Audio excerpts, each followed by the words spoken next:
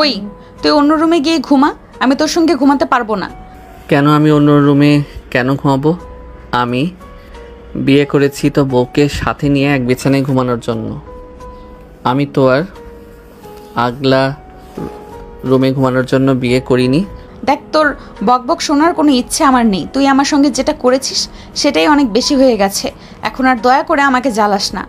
তোমাকে আমি জ্বালাবো না এমনটা হতে পারে কি করে? তুমি আমার 10টা না 5টা না একটা মাত্র বউ। তোমার সঙ্গে আমি রোম্যান্স করব, তোমাকে ভালোবাসবো, দুষ্টু মিষ্টি ঝগড়া করব, আর এভাবেই কাটাবো আমাদের প্রতিটা দিন। দেখ, তোর এসব স্বপ্ন কোনোদিনও পূরণ হবে না। আমাকে নিয়ে ফালতু চিন্তা ভাবনা বন্ধ করে দিয়ে আমি এমনিতেও তোর সঙ্গে থাকবো না। 6টা মাস কোনোভাবে পার হতে দে, তারপর তোকে ডিভোর্স দিয়ে আমি আমার বয়ফ্রেন্ডের কাছে চলে যাব। দেখো, সেই সব চিন্তা করে কোনো লাভ হবে না, কারণ আমি তোমাকে কখনোই ডিভোর্স দেব না। তোমাকে আমি ভালোবেসে বিয়ে করেছি, সারা জীবন দুজন একসঙ্গে থাকার জন্য, তোমাকে নিয়ে সংসার করার জন্য। তোমাকে কেন আমি ডিভোর্স দিতে যাব বলো? কিন্তু আমি তোর সঙ্গে থাকবো না, কারণ তুই আমাকে ব্ল্যাকমেল করে বিয়ে করেছিস। আমি আজ বা কাল তোকে ডিভোর্স দিয়ে চলে যাব। তাছাড়া আমি অন্য একজনকে ভালোবাসি, অন্য একজনের ভালোবাসা মনে রেখে আমি তোর সঙ্গে সংসার করতে পারবো না। যাকে ভালোবাসো তাকে ভুলে যাও, এখন থেকে আমাকেই ভালোবাসতে শুরু করো। আমি তোমার স্বামী। আর হ্যাঁ, একটা কথা মনে রেখো, এখন থেকে কিন্তু তোমাকে আমার কথাতেই চলতে হবে এবং সব সময় আমার কথাই শুনতে হবে। এছাড়া কিন্তু তোমার সামনে আর কোনো পথ খোলা নেই। তুই যদি মনে মনে এইরকমটাই ভেবে থাকিস তাহলে তুই ভুল ভাবছিস। আমাকে তুই কখনো কন্ট্রোল করতে পারবি না। আমি আমার মতোই থাকতে পছন্দ করি, মুক্তা ও বিহঙ্গে উঠতে পছন্দ করি।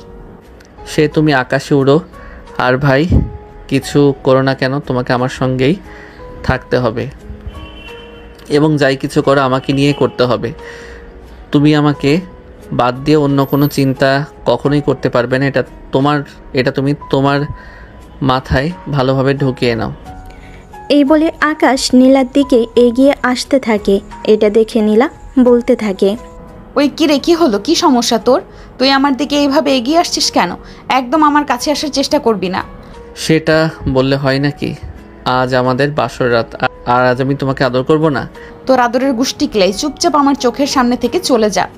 বললাম তো, তুই অন্য রুমে গিয়ে ঘুমা, আমার সঙ্গে বাড়াবাড়ি করিস না।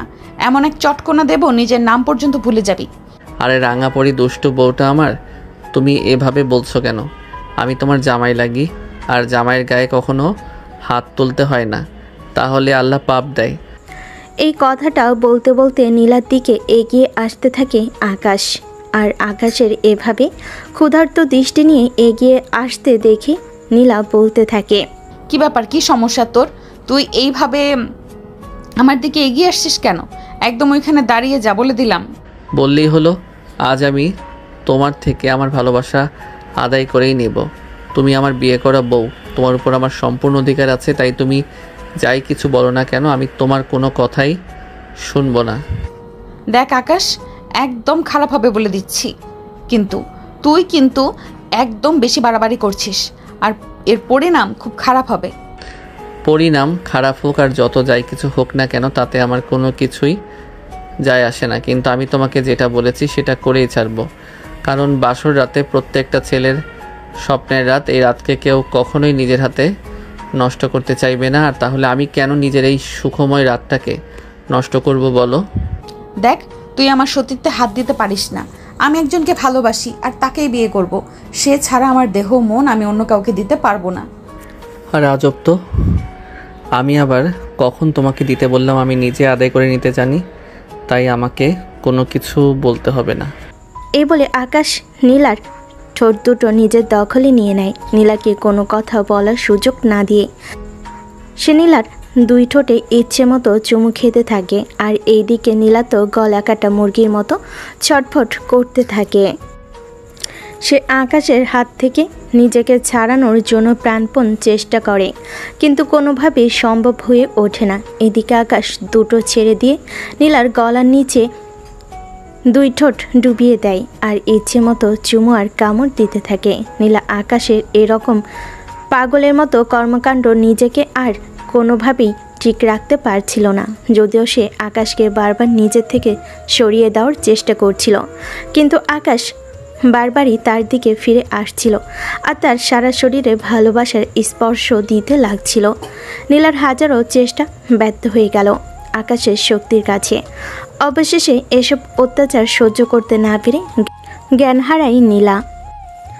আর এদিকে আকাশের সেদিকে কোনো লক্ষ্য নেই, তার মতো তার কাজ চালিয়ে যাচ্ছে।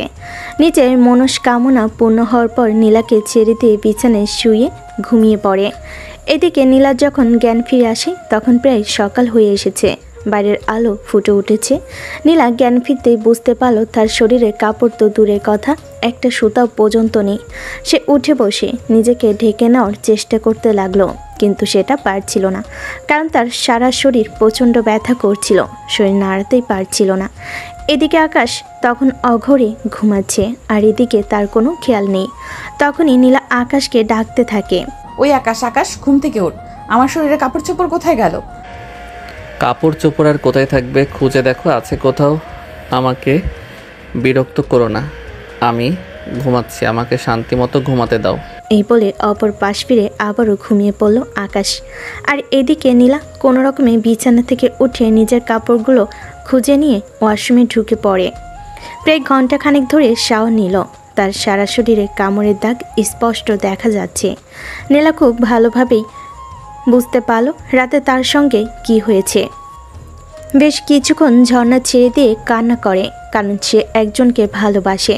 এখন সে তার কাছে কি জবাব দেবে? ঘণ্টাখানেক শাওয়ার নেওয়ার পর ওয়াশরুম থেকে বেরিয়ে আসে নীলা। ড্রেসিং টেবিলের সামনে বসে চুল আশ্রাচ্ছিল, তখন সে দেখতে পায় তার গলার নিচে বেশ কয়েকটা কামড়ের দাগ একদম স্পষ্ট হয়ে আছে, লাল টুকটুকে হয়ে। এটা দেখে তার মেজাজ অনেক বেশি খারাপ হয়ে যায়, আর সে তখনই রেগে গিয়ে ঘুমন্ত অবস্থায় আকাশের গালে ঠাস করে একটা চর বসিয়ে দেয়। হঠাৎ ঘুমের মধ্যে এভাবে আক্রমণ আকাশকে অনেকটাই বিচলিত করে তোলে। এসে ঘুমের মধ্যে চিৎকার দিয়ে ওঠে আর বলতে থাকে, কি হলো? এই অসভ্যতা নিয়ে মানে কি? তুমি তোমার স্বামীর গায়ে কেন হাত তুলেছ? তুই আমার সঙ্গে যা করেছিস তারপর তোর সঙ্গে আমি খুব সামান্যই করেছি। আমি তো তোমার সঙ্গে খারাপ কিছুই করিনি, আমি তোমার স্বামী, তোমার উপর আমার অধিকার আছে, তাই এইটুকু তো আমি করতেই পারি। ওই হারামজাদা, এটা তোর কাছে এইটুকু মনে হচ্ছে? এই দেখ আমার গলার নিচে তুই কি করেছিস। এই বলেই নীলা গলার কাছে চুলগুলো সরিয়ে আকাশকে কামড়ের দাগগুলো দেখাতে লাগে। আকাশ তো তখন মুচকি মুচকি হাসতে থাকে। এটা দেখে তো নীলা আরও বেশি রেগে যায় আর বলতে থাকে, এই কি সমস্যা তোর? একে তো এত বড় একটা কাজ করেছিস, তার উপর আবার এইভাবে হাসছিস। আমি তোকে মেরে তক্তা বানিয়ে দিব। এতে লাভের লাভ কিছুই হবে না, বরঞ্চ তোমারই ক্ষতি হবে, অল্প বয়সে বিধবা হবে। হলে হব, তাতে আমার কিছু যায় আসে না, কিন্তু তোকে আমি শায়েস্তা করে দেব। তুই এখনো আমাকে চিনতে পারিসনি। কি ভেবেছিস চাপে পড়ে তোকে বিয়ে করেছি বলেই আমি সব কিছু মেনে নেব? কখনোই না। সে তুমি কি করবে আর করবে না সেটা তোমার ব্যক্তিগত ব্যাপার, কিন্তু তুমি নিজেই নিজের বিপদ ডেকে আনবে, এটা তোমাকে আমি বলে দিতে পারি। এই বলে একটা শয়তানি মার্কা হাসি দিয়ে বিছানা থেকে নেমে যাচ্ছিল আকাশ। তখনই নীলা বলতে থাকে, আমি তোর কথার আগাগোড়া কিছুই বুঝতে পারলাম না। তুই মরলে তাতে তো আমার কোনো ক্ষতি হবে না, কিন্তু তুই এই কথাটা কেন বলছিস যে নিজের বিপদ নিজে ডেকে আনবো? তখনই আকাশ ড্রেসিং টেবিলের উপর থেকে নিজের মোবাইলটা নিয়ে ছোট্ট একটা ভিডিও ক্লিপ নীলাকে দেখালো আর তারপর বলতে লাগলো, কাল রাতে তোমার সঙ্গে যা যা করেছি সব কিছুর ভিডিও ক্লিপ এটাতে রয়ে গেছে। যদি তুমি আমার সঙ্গে উল্টাপাল্টা কিছু করার চিন্তা করো তাহলে এই ভিডিও ভাইরাল করে দেব। কথাটা শোনা মাত্রই নীলার পায়ের নিচ থেকে মাটি একদম সরে গেল। সে ভাবতেই পারছে না আকাশ এরকমটা কী করে করতে পারলো। আকাশ মানুষকে ব্ল্যাকমেল করতে পারে, এটা নীলা জানতো, কিন্তু এভাবে একটা মেয়ের সম্মান নিয়ে খেলা করবে এটা তো নীলা কখনোই ভাবিনি। নীলা একদম কান্না করে দিল আর তারপর আকাশকে বলতে লাগলো, দেখ তুই আমার সঙ্গে যা করেছিস তাই একদমই খারাপ কাজ করেছিস। এখন আর আমার সঙ্গে এমন কিছু করিস না। যা, আমার বেঁচে থাকার ইচ্ছেটাকেই গুছিয়ে দেবে। তোমাকে কখনোই আমার জন্য মরতে হবে না, তবে বাঁচতে হবে জন্ম থেকে জন্মান্তর, কারণ আমি তোমায় প্রচণ্ড ভালোবাসি। আমার পরে তুমি অন্য কাউকে ভালোবাসো, এটা আমি কখনোই চাই না। তুই আমাকে কতটা ভালোবাসিস সেটা তো এখন আমি হাড়ে হাড়ে টের পাচ্ছি। তুই যদি আমাকে ভালোবাসতি তাহলে আমার এমন একটা ভিডিও ক্লিপ তোর ফোনে রাখতে পারতি না। এটা তোমাকে আমার করে রাখার হাতিয়ার। যে কোনোভাবে তোমাকে বিয়ে তো করেছি, কিন্তু তুমি যে কোনো সময় আমাকে ডিভোর্স দিয়ে চলে যেতে পারো, এটা আমি খুব ভালো করেই জানি। তাই আমি এই কাজটা করেছি যাতে তুমি আমার সঙ্গে থেকে যেতে বাধ্য হও। এই বলে মোবাইলটা সঙ্গে নিয়ে ওয়াশরুমে ঢুকে গেল আকাশ। আর এদিকে নীলা বিছানার উপর বসে বসে কান্না করতে লাগলো আর মনে মনে নিজেকেই দোষ দিতে লাগলো। কেন যে এত মানবতা দেখাতে গিয়ে এই ছেলেটাকে বিয়ে করেছিলাম, আমি তো সেটাই বুঝতে পারছি না। এখন মনে হচ্ছে নিজের পায়ে নিজেই কুড়াল মেরেছি। তখন চাইছে তাই হতো, এই ছেলে মরে গেলে মরে যেত, কিন্তু এখন তো মহা ঝামেলায় পড়ে যেতে হলো। কি ভিউয়ার্স, আপনারা কোনো কিছু বুঝতে পারছেন না তো? আমি জানি আপনারা গল্পের আগাগোড়া কোনো কিছুই বুঝতে পারছেন না। তো ভিউয়ার্স, চলুন অতীতের ছোট্ট একটা ঘটনা আপনাদের সাথে শেয়ার করি আর সম্পূর্ণ গল্পটা আপনাদেরকে বুঝিয়ে বলি। আমাদের গল্পের নায়িকা নীলা সেই বছর অনার্স 3য় বর্ষের ছাত্রী। ভার্সিটিতে ভর্তি হওয়ার পরই তার একটা ছেলের সঙ্গে সম্পর্ক হয়, আর সেই ছেলেটাকে নীলা খুব ভালোবাসে, আর ছেলেটাও নীলাকে অনেক বেশি ভালোবাসে। ছেলেটা এই বছর ফাইনাল ইয়ারে পড়াশোনা করে। পড়াশোনা শেষ করার পর কোনো একটা চাকরি বাকরি নিবে, আর তারপরেই নীলাকে বউ সাজিয়ে নিজের বাড়িতে নিয়ে যাবে। এটাই তাদের পরিকল্পনা। কিন্তু সেই পরিকল্পনায় পানি ঢেলে দিল আমাদের গল্পের নায়ক আকাশ। হ্যাঁ ভিউয়ার্স, আপনারা একদম ঠিকই শুনেছেন, আকাশ হলো আমাদের গল্পের নায়িকা নীলার আপন খালাতো ভাই। আকাশ তার বাবা মায়ের সঙ্গে অন্য শহরে থাকতো আর সেখানেই পড়াশোনা করত। কিন্তু তাদের পারিবারিক কলহের জন্য আকাশের বাবা মা দুজনেই সিদ্ধান্ত নেন তাকে ঢাকায় রেখে পড়াশোনা করাবেন। আর সেই চিন্তায় বিপন্ন হয়ে পড়েন তারা, কারণ ঢাকাতে তাদের নিজেদের কোনো বাড়ি ছিল না যেখানে ছেলেদেরকে পড়াশোনা করাতে পারে। আর এদিকে তখনই আকাশের এমন মনে পড়ে তার বড় বোনের বাসা তো ঢাকাতেই, তাই তিনি নিজের বোনের সঙ্গে যোগাযোগ করেন। আপু, তোদের বাসায় কি আকাশকে রেখে ঢাকা ভার্সিটিতে পড়াশোনার ব্যবস্থা করতে পারবি? কেন পারবো না, অবশ্যই পারবো, কোনো সমস্যা হবে না। তুই আকাশকে পাঠিয়ে দে, তারপর বাকি সব কিছু আমি ম্যানেজ করে নেব। আপু, তুই একটু দুলা ভাইয়ের সঙ্গে কথা বলে দেখ, কারণ শহরের ব্যাপার স্যাপার তো। তোরা যদি নিশ্চিত হয়ে বলিস তাহলেই আকাশকে তোদের ওখানে পাঠিয়ে দেব। আমাদের এখানে একটু ঝামেলা হচ্ছে, তাই এখানে আকাশকে রাখতে চাইছি না। আরে আমি বললাম তো কোনো ঝামেলা হবে না, তুই আকাশকে পাঠিয়ে দে। আমি আজ রাতে তোর দোলা ভাইয়ের বাসায় আছে, কথা বলে রাখবো। এই বলে দুই বোন কথা শেষ করে। আর এদিকে সেই দিন রাতের বেলা যখন নীলার বাবা অফিস শেষ করে বাসায় ফিরে আসে, তখনই নীলার আম্মু সব কিছু নীলার আব্বুকে খুলে বলেন। সব কিছু শুনে নীলার আব্বু বলেন, আরে এটা নিয়ে এভাবে কথা বলার কি আছে? আকাশ তো আমাদের ছেলের মতোই, বল পাঠিয়ে দিতে, কোনো সমস্যা হবে না, আমি নিজে সব কিছু ব্যবস্থা করে দেব। আর তারপরে আকাশের আব্বু আম্মু নিশ্চিন্ত হয়ে আকাশকে ঢাকায় পাঠিয়ে দেয় তার বড় খালার বাসায়। আর সেই থেকে শুরু হয় ঝামেলা। আকাশ যেদিন থেকে নীলাদের বাড়িতে আসে সেদিন থেকে সবসময় নীলার দিকে অন্যরকম একটা দৃষ্টি নিয়ে তাকিয়ে থাকতো, যেহেতু এটাকে অন্য কেউ খারাপভাবে নিত না, কারণ তারা সম্পর্কে ভাই বোন। তাদের নিয়ে বাজে চিন্তা কখনোই কারোর মাথায় ছিল না। তাছাড়া আকাশের সমস্ত পড়াশোনা ও নীলা নিজের দায়িত্ব নিয়ে বুঝিয়ে দিত, আর সেটাই তার জীবনের কাল হয়ে দাঁড়ালো। আকাশ ঢাকায় এসেছে প্রায় সপ্তাহখানেক হয়ে গেছে, আর দুদিন ধরে ভার্সিটিতে যাচ্ছে। এই দুদিনের মধ্যেই বিশাল এক ঝামেলা বাজিয়ে দিয়েছে। নীলা একটা ছেলেকে পছন্দ করে এবং তারা একে অপরকে প্রচণ্ড পরিমাণ ভালোবাসে। যদিও নীলা এই ব্যাপারটা আকাশের সামনে আনতে চাইলে, কিন্তু সেদিন ভার্সিটি ছুটি হওয়ার পর যখন নীলা আর তার বয়ফ্রেন্ড হাত ধরাধরি করে ভার্সিটি ক্যাম্পাসের দিকে এগোচ্ছিল, তখনই সেটা আকাশের চোখে পড়ে যায়। আর আকাশ মুহূর্তের মধ্যে সেখানে উপস্থিত হয়ে বলতে থাকে, কি হচ্ছে এসব আপু? দেখ, যেখানে তুই নিজের চোখে দেখতেই পাচ্ছিস কি হচ্ছে না হচ্ছে সেখানে আবার নতুন করে জিজ্ঞাসা করছিস কেন? তুই তো ছোট বাচ্চা নয়, সেটাই তোকে সব কিছু বুঝিয়ে দিতে হবে। আপু, এটা কিন্তু একদম ঠিক হচ্ছে না। আমি খালামণি আর খালুর কাছে সব কিছু বলে দেব। দেখ ভাই, ভুলেও এরকম কিছু করিস না, কারণ তুই আমার আব্বু আম্মুর সম্পর্কে খুব ভালো করেই জানিস। তারা যদি জানতে পারে আমি কোনোভাবে একটা ছেলের সঙ্গে রিলেশনে আছি, তাহলে তারা অনেক বেশি কষ্ট পাবে। তাই তোকে রিকোয়েস্ট করছি, প্লিজ আব্বু, আমাকে এই ব্যাপারে কোনো কিছু বলিস না।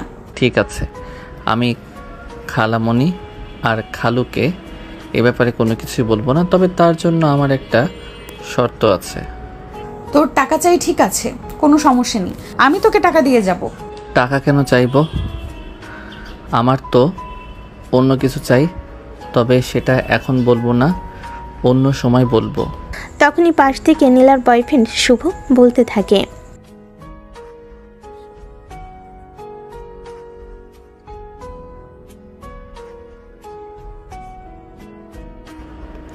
হ্যাঁ দুলা ভাই, আপনি একদম ঠিক করতে পেরেছেন।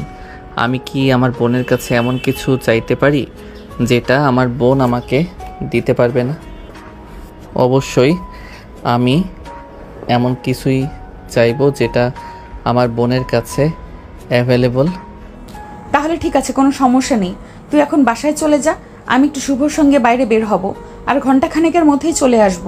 আমরা যদি আমার ব্যাপারে কিছু জিজ্ঞাসা করে, তাহলে তুই বলবি আমি আমার বান্ধবীর সঙ্গে এক্সট্রা ক্লাস করছি, ক্লাস শেষ হলেই চলে আসব।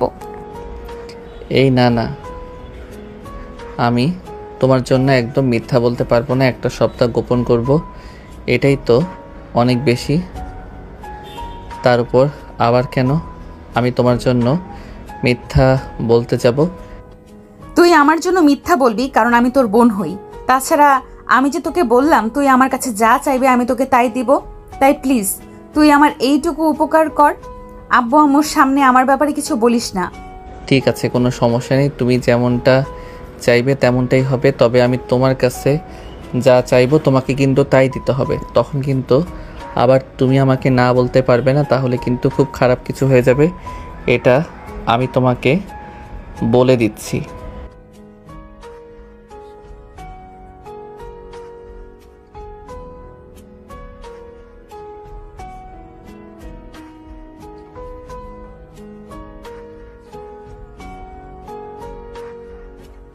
হ্যাঁ রে ভাই, সুপার, একদম ঠিক কথাই বলেছে। তুই প্লিজ আব্বু আম্মুর কাছে এ ব্যাপারে কিছুই বলিস না। তুই আমার কাছে যা চাইবি তাই পাবি। ঠিক আছে, তাহলে যেতে পারো। এই বলে আকাশ নীলাকে সেখান থেকে যেতে দিল, আর সে তার বন্ধুদের সঙ্গে আড্ডা দিতে দিতে বাসে চলে আসলো।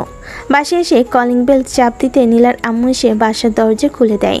আকাশকে একা একা বাড়ির ভিতর প্রবেশ করতে দেখে নীলার আম্মু আকাশকে জিজ্ঞাসা করে, কি ব্যাপার আকাশ, তুই একা কেন? নীলা কোথায়? খালামণি আপুর এখনও ছুটি হয়নি, সামনেই তো তাদের এক্সাম আছে, তাই তাদের এক্সট্রা ক্লাস চলছে। ক্লাস শেষ হলে চলে আসবে, বেশি সময় লাগবে না। তাহলে তুইও একটু ওয়েট করতি, তোর আপুর ক্লাস শেষ হলে তাকে সঙ্গে নিয়েই চলে আসবি। না মানে আসলে খালামণি আমার মাথাটা একটু ব্যথা করছে, তাই আমি আগে ভাগেই চলে আসলাম। আপু চলে আসবে, তুমি কোনো চিন্তা করো না। ও আচ্ছা, ঠিক আছে, কোনো সমস্যা নেই, তুই ফ্রেশ হয়ে আয়, আমি তোকে খাবার দিচ্ছি। খাবার খেয়ে তারপর একটা ঘুম দিয়ে তাহলেই মাথা ব্যথা একদম ঠিক হয়ে যাবে। তারপর আকাশ আর কোনো কথা না বলে সেখান থেকে সোজা নিজের রুমে চলে গেল। কিছুক্ষণের মধ্যে ফ্রেশ হয়ে খাবার খেয়ে ঘুমিয়ে পড়ল। এদিকে নীলা তার বয়ফ্রেন্ডের সঙ্গে রেস্টুরেন্টে বসেছে। দুজনে দুজনার হাতে হাত রেখে গল্প করছে। তখনই সেখানে নীলার একজন বান্ধবী চলে আসে। কি রে, কি ব্যাপার দোস্ত, তলে তলে এই সব কিছু চলছে, আমাদের তো কোনো কিছু জানালিও না। তোদেরকে জানানোর মতো সময়টা এখনো হয়ে ওঠেনি, তাহলে জানাবো কেন? যখন সময় হবে তখন অবশ্যই জানাবো। বাই দ্য ওয়ে, তুই এখানে কি করিস? তুই এখানে যেটা করতে এসেছিস আমিও নিশ্চয়ই সেটাই করতে এসেছি, কারণ এসব রেস্টুরেন্টে গার্লফ্রেন্ড বয়ফ্রেন্ড ছাড়া তো অন্য কেউ আসে না, এটা তো তুই খুব ভালো করেই জানিস। সেটা সময় হলে দেখতে পাবেন। আপনারা কথা বলুন, আমি অন্য কোথাও বসি। আমি আবার আপনাদের মধ্যে কাবাবের হাড্ডি হতে চাই না। এই বলে রূপা অন্য পাশে একটা টেবিলে গিয়ে বসলো আর অপেক্ষা করতে লাগলো তার বয়ফ্রেন্ডের জন্য। নীলা আর শুভ দুজনেই কফি খেতে সেখানে এসেছিল। কফি খাওয়া শেষ হলে রেস্টুরেন্ট টেবিল মিটিয়ে দুজনেই এখান থেকে বেরিয়ে পড়লো। তখনই নীলা বলতে লাগলো, জানি না আজ বাসায় যাওয়ার পর কি হবে, কারণ আমার খালাতো ভাই এটা যে ফাজিলের হাড্ডি না জানি কি জিনিস আবদার করে বসে।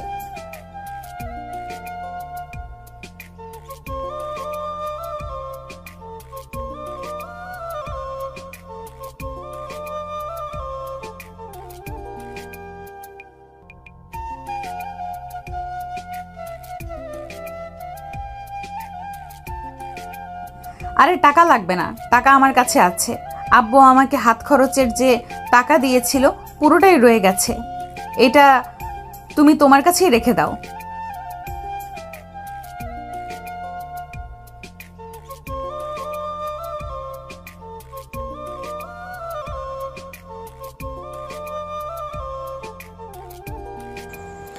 এই বলে নীলার হাতে টাকাটা গুজে দিল শুভ আর নীলাকে একটা রিকশায় উঠিয়ে দিয়ে নিজে বাসায় চলে গেল। নীলার বাসে আসতে আসতে বিকেল 5টা বেজে যায়। এদিকে আকাশ তখন ঘুম থেকে উঠে তখনই তার হঠাৎ করে নীলার কথা মনে পড়ে। মনে মনে দুষ্টু বুদ্ধি এটে রুম থেকে বের হয় আর নীলার রুমের দিকে এগিয়ে যায়। নীলা রুমে সচরাচর কেউ আসে না, তাই নীলা দরজা খোলা রেখেই এই রুমের ভিতরে কাপড় চেঞ্জ করছিল। এমন সময় আকাশ ভিতর ঢুকে পড়ে। ওই সময়টাতে নীলার শরীরে একটা সুতা পর্যন্ত ছিল না। নীলা মনে মনে ভেবেছিল যদি এই সময় কেউ রুমের ভিতর প্রবেশ করে তাহলে অবশ্যই রুমের দরজায় নক করবে, তারপরে ভিতরে প্রবেশ করবে। কিন্তু আকাশ সেই রকম কোনো কিছুই করলো না, চুপচাপ সোজা রুমের ভিতর ঢুকে গেল। রুমে ঢুকে নীলাকে এই অবস্থায় দেখে সে হাঁ করে নীলার দিকে তাকিয়ে আছে। নীলা পিছন থেকে কাপড় চেঞ্জ করছিল, তাই কোনো কিছু বুঝতে পারেনি। কাপড় চেঞ্জ করা শেষ হলে সে যেই না ফিরে তাকাবে পিছন থেকে, তখনই দেখতে পেল আকাশ তার পিছনে দাঁড়িয়ে আছে। আকাশকে দেখেই সে অনেকটাই ভয় পেয়ে চমকে গিয়ে বলতে লাগলো, কিরে তুই এখানে কেন আসলি? কেন, তুমি টের পাওনি? আমি যদি টের পেতাম তাহলে অবশ্যই তোকে এ ব্যাপারে কোনো কিছু জিজ্ঞাসা করছি না। একদম ঢং করো না। তুমি তো ইচ্ছে করেই তোমার সব কিছু আমাকে দেখিয়ে ফেলেছো, তাহলে এখন আবার ঢং কেন করছো? তার মানে তুই অনেকক্ষণ ধরে এখানে দাঁড়িয়ে আছিস আর আমি কাপড় চোপড় চেঞ্জ করছিলাম, সবকিছুই দেখছিলি? এখানে কিন্তু আমার কোনো দোষ নেই, তুমি আমাকে ইচ্ছাকৃত দেখাচ্ছিলে, তাই তো আমি দেখছিলাম। তুমি যদি আমাকে দেখাতে না চাইলে তাহলে অবশ্যই রুমের দরজা লক করে রাখতে, নয় তো ওয়াশরুমে গিয়ে কাপড় চেঞ্জ করতে। নীলা মাথায় হাত দিয়ে বসে পড়ে। তার ছোট ভাই নিজের সব কিছু দেখে ফেলেছে, এটা নীলা ভাবতে পারছে না। নীলা তখন আকাশকে বলতে থাকে, এই বাড়িতে আমার রুমে কখনোই কেউ এভাবে নক না করে ঢুকে পড়ে না। যদি কারোর প্রয়োজন পড়ে আমার রুমে প্রবেশ করার, তাহলে অবশ্যই তারা আমার অনুমতি নেয়। কিন্তু তুই কোনো কিছু বলা ছাড়াই আমার রুমের ভেতর চলে আসলি কেন? ওই যে বলেছিলাম, তখন তোমার কাছে যা চাইবো না করতে পারবে না, সেটাই আমাকে দিতে হবে। হ্যাঁ সেটা ঠিক আছে, কিন্তু তাই বলে তুই এইভাবে হুট করে আমার রুমের ভেতর ঢুকে পড়বি? এটা তো কোনো ভদ্রতার মধ্যে পড়ে না। দেখো, আমায় ভদ্রতা শেখাতে এসো না, আমি তোমায় ছোট্ট একটা কথা বলতে এসেছি। মানে কি এসবের? একে তো অসভ্যতা করেছিস, এখন আবার এত বড় বড় কথা বলছিস? বলছি তো, কারণ তার পারমিশন তুমি আমাকে দিয়েছো। আর তোমাকে আমি পরিষ্কার জানিয়ে দিচ্ছি, ওই ছেলেটার সঙ্গে তুমি মিশবে না। কথাটা শুনেই মেজাজ খারাপ হয়ে যায় নীলার। সে একটু চিৎকার দিয়ে বলে ওঠে, আমি কি করব না করব সেই কৈফিয়ত আমাকে তোর কাছে দিতে হবে নাকি? তুই কে আমার কাছে কৈফিয়ত চাইবার? সেটা তুমি সময় হলে বুঝতে পারবে। তবে এখন আমি যেটা বলেছি সেটাই শোনো, তা না হলে খারাপ কিছু হয়ে যাবে, বলে দিলাম। এই বলে আকাশ রুম থেকে বের হয়ে চলে গেল। আর এদিকে তখনই নীলারামও নীলার রুমে আসলো। তিনি রুমে প্রবেশ করে নীলাকে জিজ্ঞাসা করতে লাগলেন, কি ব্যাপার, কি হয়েছে? তোর রুমের চিৎকারের আওয়াজ শুনলাম কেন? কিছু না আম্মু, তবে তোমাকে একটা ছোট্ট কথা বলে দিচ্ছি। তুমি তোমার বোনের ছেলেকে বলে দিও সে যেন আমার ব্যক্তিগত ব্যাপারে নাক না গলাতে আসে।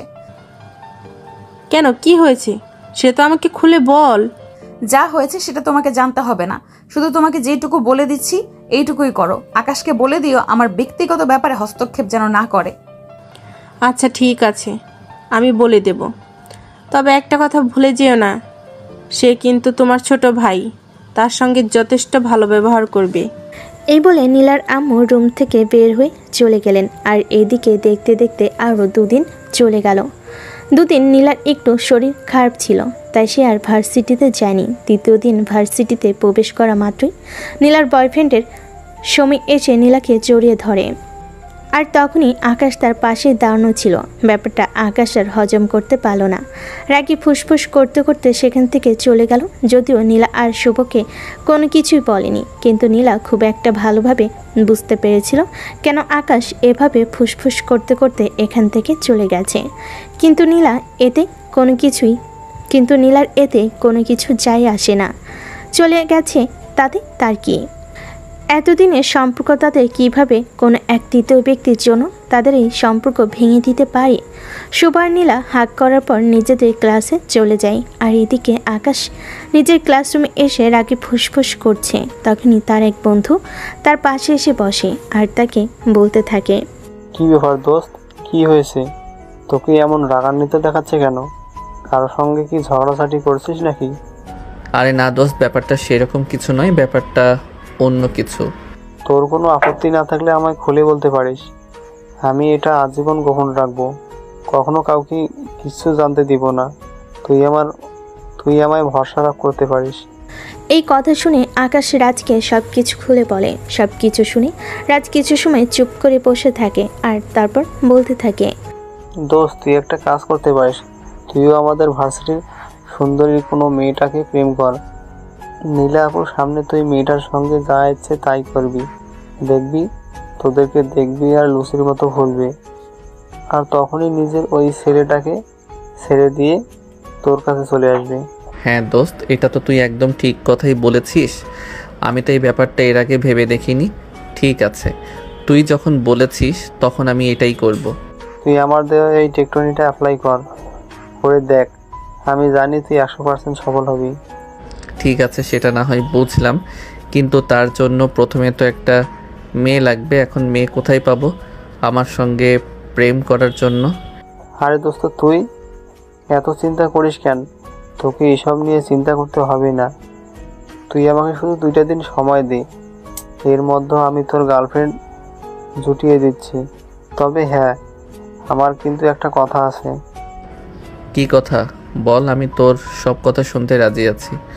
তোর কাজ ঠিকঠাকভাবে হয়ে যাওয়ার পর কিন্তু আমাকে ট্রিট দিতে হবে। যা খেতে চাইবো তাই খাওয়াতে হবে। ওকে ডিয়ার, ঠিক আছে, কোনো সমস্যা নেই। তুই যা চাইবি তাই পাবি। বলতে বলতে ক্লাস টিচার চলে আসে আর তারা ক্লাসে মনোযোগ দেয়। আর ঠিকই 2 দিন পরে রাজ আকাশকে বলতে থাকে, দোস্ত মেয়ে পেয়ে গেছি তোর সঙ্গে কয়েকদিন প্রেম করার জন্য। তবে মেয়েটাকে যে কয়েকদিন তোর সঙ্গে প্রেমের অভিনয় করবে তার জন্য একটা নির্দিষ্ট রেনুনারেশন চার্জ করতে হবে। ওকে দোস্ত, কোনো সমস্যা নেই, টাকা পয়সা কোনো ব্যাপার না। আমার বাবার কি টাকা পয়সার অভাব আছে নাকি? তোরা জানিস আমার বাবা আমাকে প্রতি মাসে কত টাকা হাত খরচ দেয়।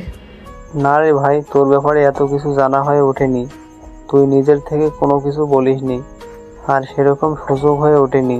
যাই হোক, চল তোকে মেয়েটার সঙ্গে পরিচয় করিয়ে দিচ্ছি। এই বলে রাজ আকাশকে নিয়ে ভার্সিটি ক্যান্টিনে চলে আসে। সেখানে মেয়েটা তাদের দুজনের জন্য অপেক্ষা করছিল। আকাশ আর রাজ মেয়েটার সামনে এসে দাঁড়ায়। তখনই রাজ মেয়েটাকে উদ্দেশ্য করে বলতে থাকে, তিশা, এই হলো আকাশ, এর সঙ্গেই তোকে কিছুদিন প্রেমের অভিনয় করতে হবে। ওকে ঠিক আছে, কোনো সমস্যা নেই, ছেলেটা যথেষ্ট হ্যান্ডসাম আছে, আমার রিয়েল বয়ফ্রেন্ড বানাতেও সমস্যা হবে না। আরে এই না, একদম উল্টাপাল্টা চিন্তা করবে না, আর আমাকে ফাঁসানোর চিন্তা তো একদমই করবে না। তোমাকে আমার সঙ্গে ঠিক 1 মাস প্রেমের অভিনয় করতে হবে। যদি এর মধ্যেই কাজ হয়ে যায় তাহলে তার আগেই তুমি ছাড়া পেয়ে যাবে। আর তার জন্য তুমি যত টাকার রেমুনারেশন চার্জ চাও আমি তোমাকে তাই দেব। তবে আমাকে নিয়ে রিয়েল লাইফে কোনো স্বপ্ন দেখা যাবে না। কমন ডিয়ার, আমি তো তোমার সঙ্গে জাস্ট একটু মজা করছিলাম, কোনো ব্যাপার না, তুমি যেভাবে বলবে সেভাবে হবে, আমি আবার টাকার জন্য সব করতে পারি। আচ্ছা দোস্ত, ঠিক আছে, তাহলে তোরা দুজন কথা বল, আমার একটু কাজ আছে, আমি আসছি। এই বলে রাত সেখান থেকে চলে গেল। আকাশ মেয়েটার পাশে বসলো আর বলতে লাগলো, তুমি তো রাজের কাছে আমার ব্যাপারে সব কিছু জেনে নিয়েছো। এখন তোমার কাজ কি সেটা তো তুমি খুব ভালোভাবেই বুঝতে পেরেছো, তাই না? হ্যাঁ রাজ আমাকে সবকিছু বুঝিয়ে বলেছে, কোনো সমস্যা নেই, তুমি যেভাবে বলবে সেভাবেই হবে। তখনই আকাশ দেখতে পেল নীলা তার বয়ফ্রেন্ডকে নিয়ে ক্যান্টিনে ঢুকছে। তখনই আকাশ তিশার হাত ধরে বলতে লাগলো, ওই যে দেখতে পাচ্ছ ছেলেটা আর মেয়েটা আসছে, ওই মেয়েটাই আমার টার্গেট, তোমার অ্যাক্টিং শুরু করে দাও। বলতে বলতে মেয়েটা আকাশের পাশে এসে বসলো আর তারপর আকাশের হাত দুটো ধরে নীলাকে শুনিয়ে শুনিয়ে বলতে লাগলো, উফ জান পাখি, তুমি আমাকে নিয়ে কবে ডেটিংয়ে যাবে বলো না, তোমার সঙ্গে পার্সোনালি টাইম কাটাতে আমার খুব ইচ্ছে করছে। আরও চান, একটু ওয়েট করো, আমি একটা ঝামেলার মধ্যে আছি, ঝামেলাটা থেকে আগে উঠে যাই, তারপর তোমাকে নিয়ে কক্সবাজার যাব, সেখানে আমরা 1 সপ্তাহ আরও টাইম স্পেন্ড করব। আর জান তুমি কিন্তু আবার আমাকে নাকি অন্য কোনো মেয়ের দিকে নজর দিবে না, আমি কিন্তু অন্য মেয়েদের থেকে কোনো অংশেই কম নই। জান, সেই জন্যই তো আমি তোমাকে বেছে নিয়েছি। তুমি অন্য মেয়েদের থেকে জাস্ট লুকিং হট, তোমার মতো একটা হট মেয়েকে তো আমার প্রয়োজন, অন্যরা তো সব গাইয়া খ্যাত ভূত। তখনই নীলা একদম তাদের কাছে চলে এসেছিল। নীলা এই কথাগুলো শুনে মাত্রই আকাশের সামনে এসে দাঁড়ায়। আকাশের কান মলে দিয়ে বলতে থাকে, কি বললি তুই? তোর এত বড় সাহস! এই তো কয়েকদিন হলো ভার্সিটিতে ভর্তি হয়েছিস আর এখনই এসব আকাম কুকাম শুরু করে দিয়েছিস। দেখো, একদম ভালো হচ্ছে না বলে দিলাম। আমার গার্লফ্রেন্ডের সঙ্গে আমি যাই, যে তাই করব, তাতে তোমার কি সমস্যা? তুমি যদি তোমার বয়ফ্রেন্ডের সঙ্গে সময় কাটাতে পারো, তাহলে আমি কেন আমার গার্লফ্রেন্ডের সঙ্গে সময় কাটাতে পারি না? দেখ, আমাদের সময় কাটানো আর তোদের সময় কাটানোর মধ্যে আকাশ পাতাল তফাৎ, এটা তুই খুব ভালো করে জানিস। আমরা দিনের বেলায় কোনো রেস্টুরেন্টে বা পার্কে বসে সময় কাটাই, আর তোরা কি বলছিস সেটা কিন্তু তোরা খুব ভালো করেই জানিস। দেখো, আমরা কি করব না করব সেটা আমাদের ব্যক্তিগত ব্যাপার, তোমার নাক গলানোর কোনো কারণ নেই, আমাদের যা ইচ্ছে হবে আমরা তাই করব। ও আচ্ছা, এই ব্যাপার। এতক্ষণে আমি বুঝতে পেরেছি তোকে কেন খালামণি আমাদের বাসায় পাঠিয়ে দিয়েছে। নিশ্চয়ই বাড়িতে এমন কোনো আকাম কুকাম করে যে কারণে তোর জন্য তাদের সমাজে মুখ দেখাতে অসুবিধা হচ্ছিল, যাতে তারা কিছুদিন শান্তিতে থাকতে পারে, সেই জন্যই তোকে এখানে পাঠিয়ে দিয়েছে। দেখো, একদম উল্টাপাল্টা কথা বলার চেষ্টাও করবে না। আমার মা বাবা আমাকে এসবের জন্য এখানে পাঠায়নি, সেটা তুমিও খুব ভালো করে জানো। হ্যাঁ, সেটা তো এখন নিজের চোখের সামনেই দেখতে পাচ্ছি। 2 দিন হলো না ভার্সিটিতে এসেছিস আর এখনই গার্লফ্রেন্ড নিয়ে কক্সবাজার ট্যুর দেওয়ার চিন্তা করছিস? আমরা দুজন এখানে কথা বলছি, আপনি কে? হুট করে আমাদের মাঝখানে ঢুকে পড়েছেন। ও আচ্ছা, তাই বুঝি সম্পর্ক এত দূর চলে গেছে যে আমার ভাইয়ের ব্যাপারে কথাও বলতে পারবো না? দেখুন, আপনাকে আমি চিনি না, আর আপনাকে চেনা বা জানার কোনো ইচ্ছে আগ্রহ আমার নেই। তবে ছোট্ট করে একটা কথা বলতে, চুপচাপ এখান থেকে চলে যান, আমাদেরকে আমাদের মতো থাকতে দিন। আমরা দুজন দুজনকে ভালোবাসি, আমাদের যা ইচ্ছা আমরা তাই করতে পারি, সেখানে আপনার হস্তক্ষেপ করার কোনো অপশন নেই। এতক্ষণ ধরে দাঁড়িয়ে দাঁড়িয়ে সব কিছু শুনলেও তখনই পাশ থেকে শুভ নীলাকে বলতে থাকে,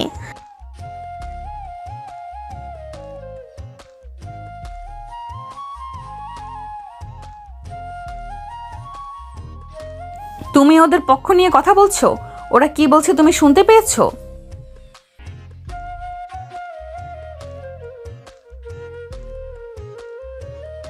হ্যাঁ দুলাভাই, আপনি একদম ঠিক ধরতে পেরেছেন। আপনি আপনার এই তার ছেলেটাকে এখান থেকে নিয়ে চলে যান। কথাটা শুনেই মেজাজ খারাপ হয়ে গেল নীলার। সে একটু চিৎকার দিয়ে বলতে লাগলো, কি বললি তুই? আমি তার ছেঁড়া? আজকে বাসায় আয়, তারপর তোকে বোঝাবো মজা। আর অঙ্ক করতে আমার কাছে আসবি না। অঙ্ক তোর কোন দিক দিয়ে দিব তার কোনো ঠিক ঠিকানা নেই। বলে দাঁত কিরমির করতে করতে ক্যান্টিন থেকে বয়ফ্রেন্ডকে নিয়ে বের হয়ে গেল নীলা। এদিকে আকাশ আর তিশা দুজনেই হাসতে হাসতে শেষ। সেদিন রাতের বেলা যখন আকাশ অঙ্ক করার জন্য নীলার রুমে গেল, তখন নীলা আকাশকে বলতে লাগলো, তুই এখন কেন আমার কাছে এসেছিস? এখন যা তোর এই গার্লফ্রেন্ডের কাছে, তোর এই গার্লফ্রেন্ড তোকে অঙ্ক বুঝিয়ে দেবে। আমি তোকে কোনো অঙ্ক বুঝিয়ে দিব না। দেখো, তুমি যদি আমার সঙ্গে বেশি বাড়াবাড়ি করো তাহলে কিন্তু আমি খালামণির কাছে সব কিছু বলে দেব। এখন তুমি নিজেই চিন্তা করো কোনটা তোমার জন্য ভালো হবে। আমি খালামণির কাছে সব কিছু বলে দেব, নাকি তুমি আমাকে অঙ্কটা করিয়ে দেবে? তুই কি আমাকে ভাগে পেয়েছিস নাকি? তুমি যেটা মনে করো সেটাই। আমি তোমাকে এই ব্যাপারে কোনো কিছুই বলবো না। প্রেম তো আর আমি একা একা করেছি না, প্রেম তো তুইও করেছিস, তাহলে আমাকে কেন এইভাবে বলছিস? দেখো, আমি ছেলে মানুষ, তাছাড়া আমার ফ্যামিলি আমাকে যথেষ্ট স্বাধীনতা দিয়ে বড় করেছে। আমাকে কিন্তু কেউ কিছুই বলবে না।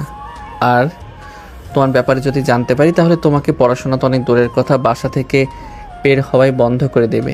তোমার বাবার মেজাজ সম্পর্কে তোমার ভালোই আইডিয়া আছে আশা করি। হ্যাঁ, সেই জন্যই তো তুই আমাকে এইভাবে ভাগে পেয়েছিস।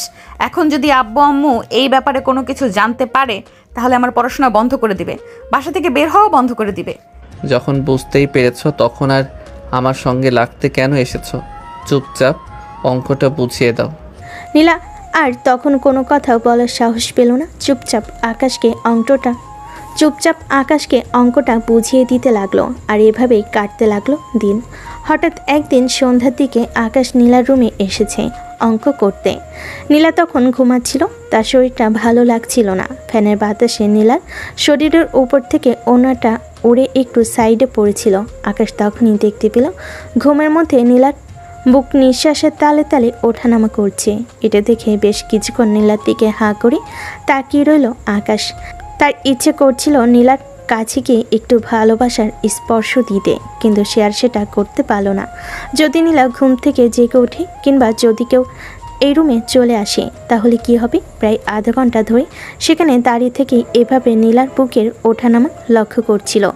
হঠাৎ করে নীলার ঘুমটা ভেঙে যায়। নীলা ঘুম থেকে উঠেই আকাশকে এভাবে তার দিকে তাকিয়ে থাকতে দেখে বলতে থাকে, কিরে, তুই কখন আসলি আমার রুমে?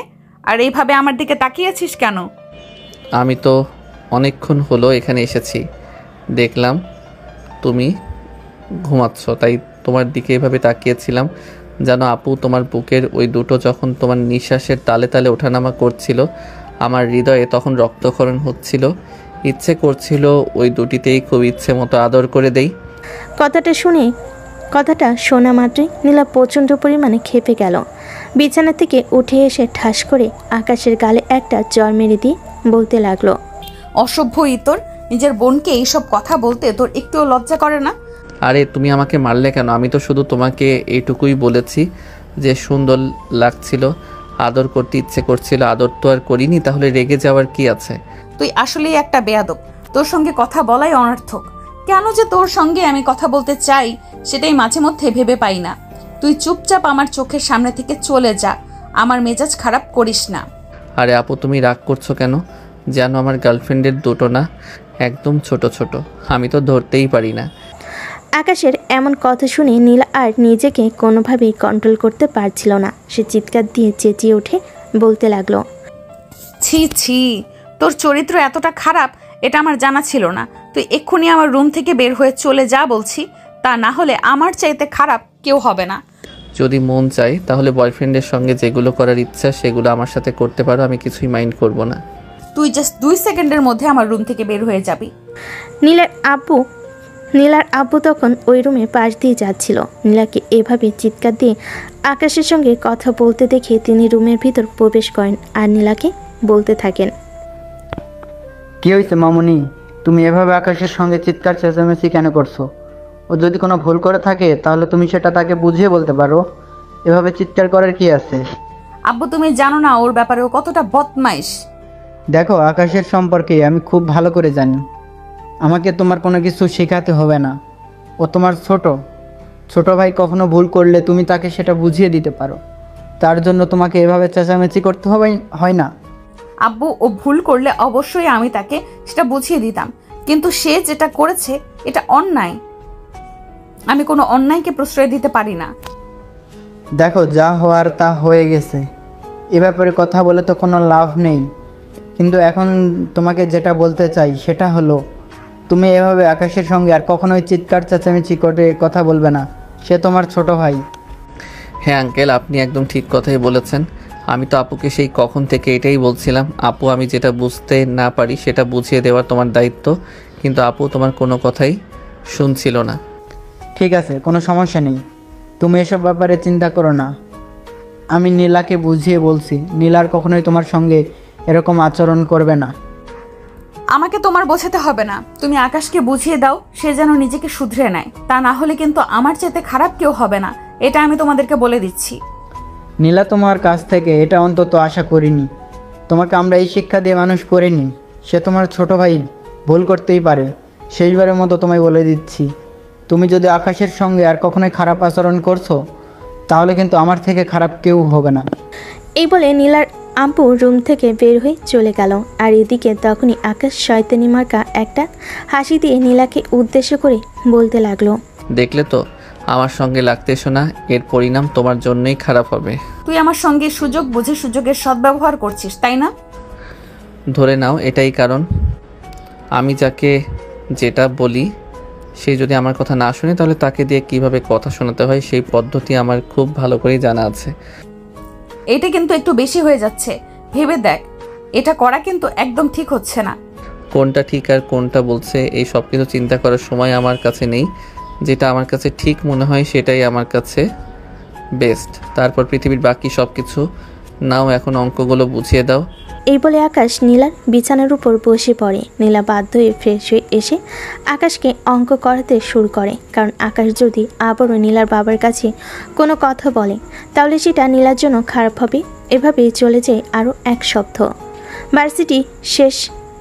ভার্সিটির সেই আকাশ নীলার সামনে তার প্রেমিকার সঙ্গে যা ইচ্ছে তাই করে। আর এদিকে বাসে এসেও নীলার সামনে তার প্রেমিকার সঙ্গে ফোনে কথা বলে। সেদিন রাতের বেলা নীলা আকাশকে অঙ্ক বোঝাচ্ছিল, তখনই আকাশের পাতানো গার্লফ্রেন্ড তিশা আকাশকে কল করে।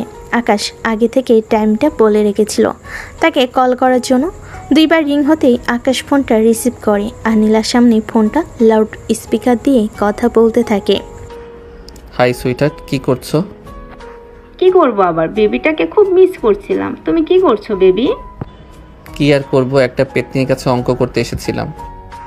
উফ জান পাখি, তোমাকে না বলেছি তুমি ওই মেয়েটার কাছে যাবে না। ওই মেয়েটাকে দেখতে আমার একটু ভালো লাগে না, তুমি অন্য কোনো টিউটর খুঁজে নাও। একটা পেতনির কাছে অঙ্ক বুঝতে এসেছিলাম। ওহ বেবি, তুমি জেলাস হইও না তো, আমি তোমাকে রেখে কোনো পেতনির দিকে নজর দিব না। আমি তোমাকে প্রচণ্ড ভালোবাসি। তাছাড়া আমি কি কখনো তোমাকে নাকি অন্য কারো কাছে যেতে পারি? তোমার বডি ফিগার, তোমার সৌন্দর্য, তোমার অঙ্গ প্রত্যঙ্গ সব কিছুই আমাকে তোমার প্রতি আকর্ষিত করে। তোমার মতো স্মার্ট আর সেক্সি একটা মেয়েকে দেখে এরকম আনস্মার্ট একটা মেয়ের কাছে আমি আসতে যাব, এটা তুমি ভাবলে কি করে? নীলার সহ্য করতে পারছিল না। সে উঠে দাঁড়িয়ে দাঁত কিরমির করতে করতে বলতে লাগলো, অসভ্য, তুই যদি তোর গার্লফ্রেন্ডের সঙ্গে কথা বলার ইচ্ছে থাকে তাহলে আমার রুম থেকে বাইরে গিয়ে কথা বল। আমি কেন বাইরে যাব? তোমার যদি আমার গার্লফ্রেন্ডের সঙ্গে কথা বলা দেখতে ভালো না লাগে তাহলে তুমি নিজে এখান থেকে বের হয়ে বাইরে চলে যেতে পারো, তাতে আমি কিছুই মনে করব না। বরঞ্চ এটা আমার জন্য ভালোই হবে। আমি আমার গার্লফ্রেন্ডের সঙ্গে কথা বলা শেষ করে তোমাকে ডেকে নেব। দেখ, এখন কিন্তু একদম বেশি হয়ে যাচ্ছে।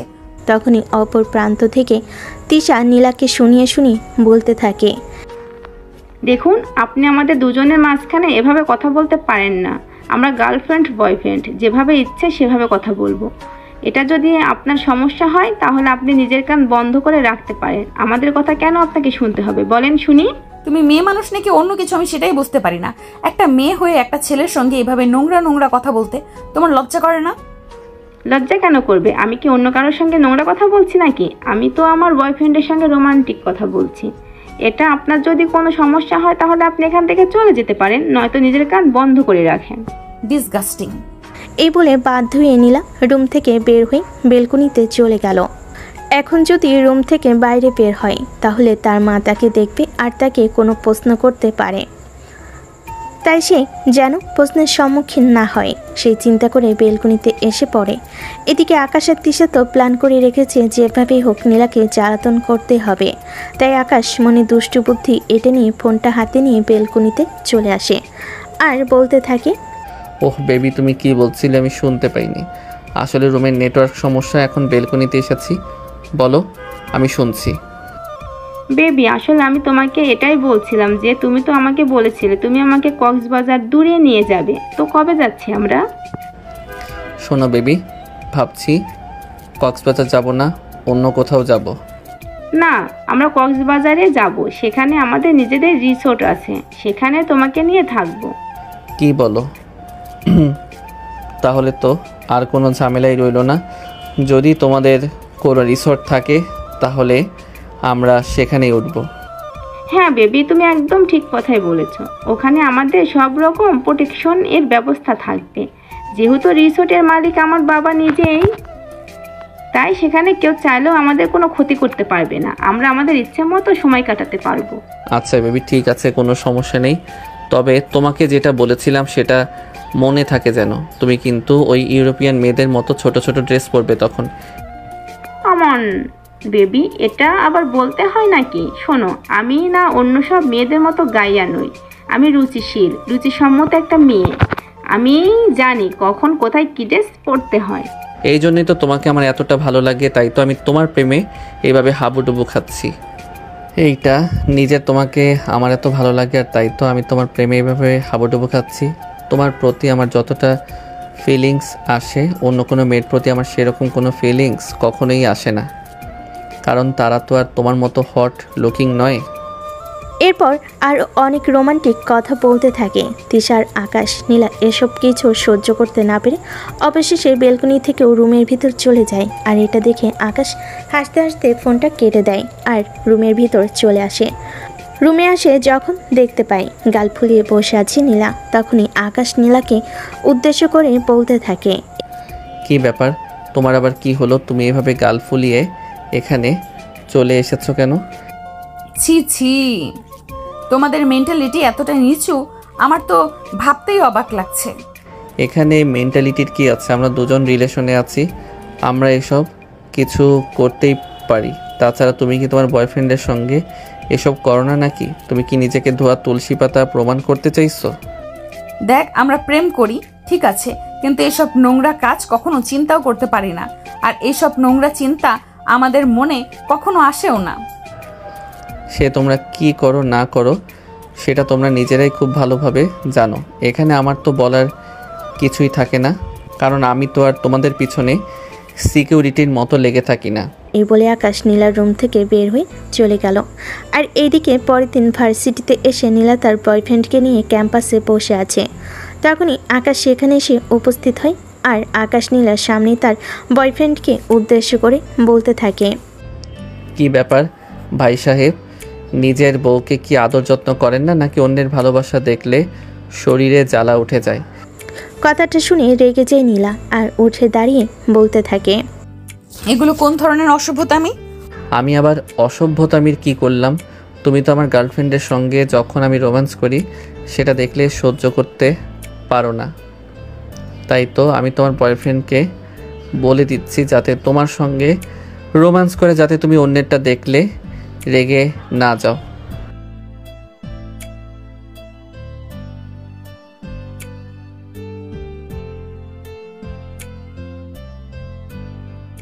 দেখেন ভাই দেখেন, এত সাধু সাজার কিছু নেই। ছেলেদেরকে আমি খুব ভালো করে চিনি, তাই আপনাকে বলে দিচ্ছি সুযোগটাকে কাজে লাগান। নিজের হবু বউকে সময় দিন, যাতে অন্যের ভালোবাসা দেখলে তার গায়ে জ্বালা না ধরে যায়। সে আপনাদের ব্যাপার, আপনারা বুঝুন আর যাই করুন, তবে আপনার গার্লফ্রেন্ড যেন আর কখনোই আমার ব্যক্তিগত ব্যাপারে হস্তক্ষেপ করতে না আসে। আর আমি যখন আমার গার্লফ্রেন্ডের সঙ্গে কথা বলি, রোম্যান্স করি, তখন যেন আমাদের মধ্যে বাধা হয়ে না দাঁড়ায়। এই বলে আকাশ সেখান থেকে চলে যায়। আর এইদিকে নীলা রাগে ফুসফুস করতে থাকে। শুভ তখনই তাকে বলতে লাগলো,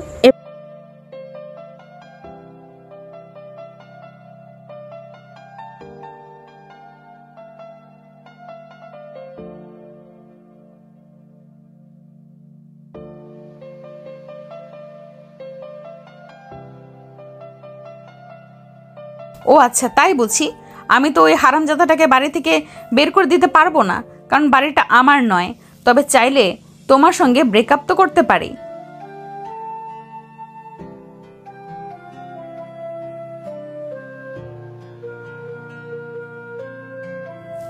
হ্যাঁ, তুমি একদম ঠিক কথাই শুনেছ। আমি এটাই করব, কারণ তুমি এটারই যোগ্য। যেখানে তুমি আমাকে বুঝবে না আমি কি চাই, আমি কিভাবে চলতে চাই সেটা তুমি বুঝবে না, সেখানে তোমার সাথে আর ভালো কিছু তো করা আর করতে পারবো না।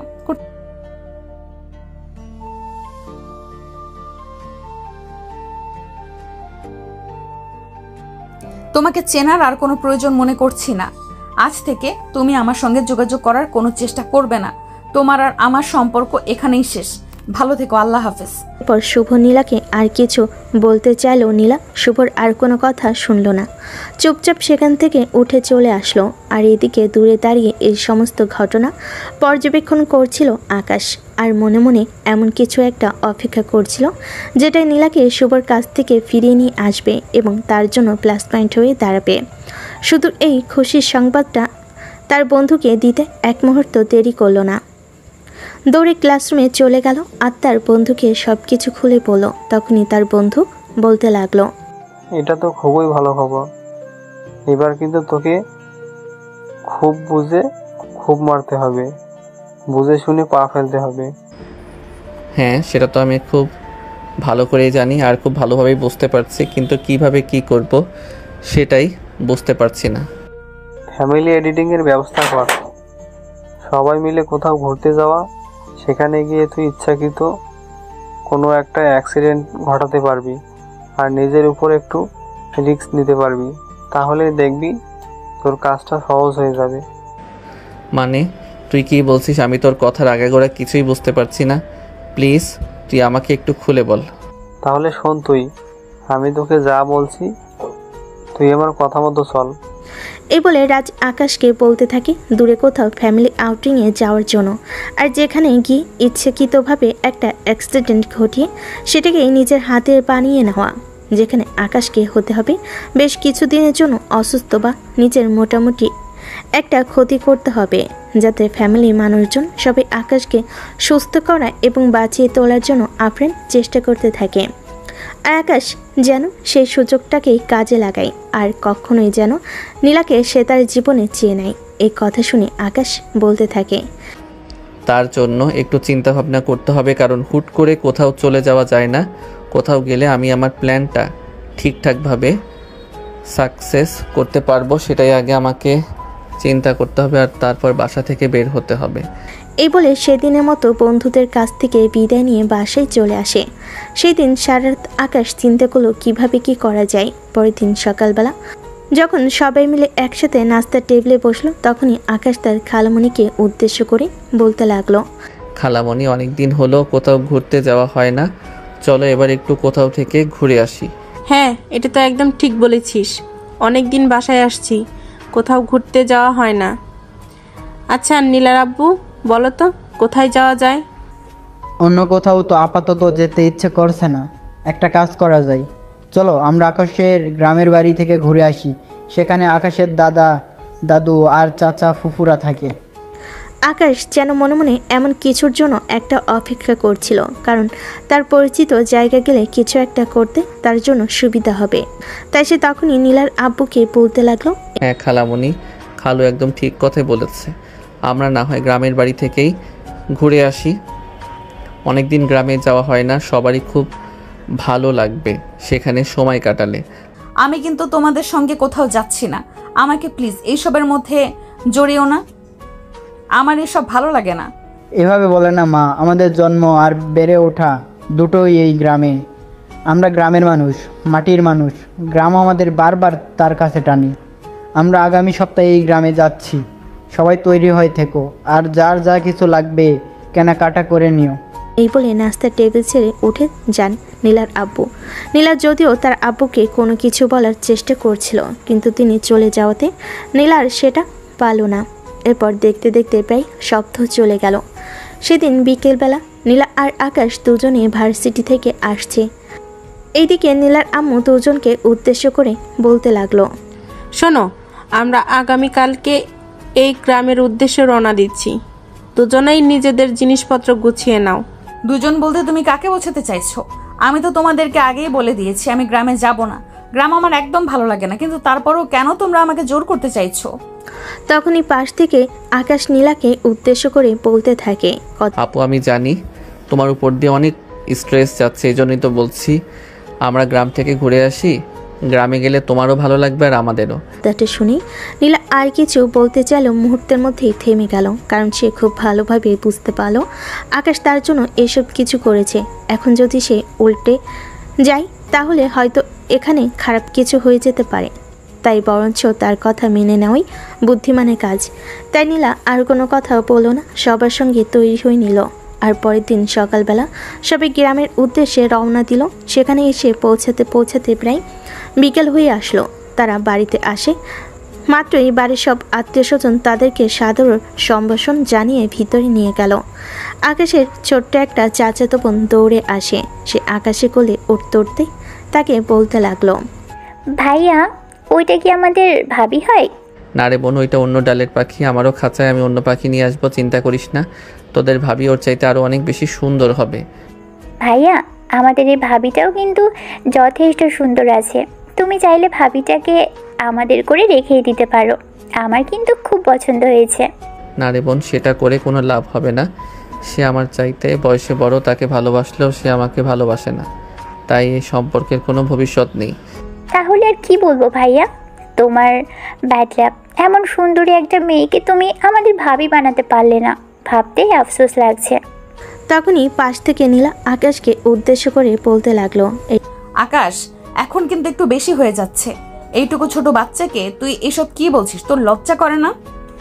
আরে ভাবি শোনো, আমাকে দেখতে পিচ্চি লাগতে পারে, কিন্তু আমি কিন্তু অতটাও পিচ্চি নই যতটা তুমি ভাবছো। আমি কিন্তু মোটামুটি সব বুঝি।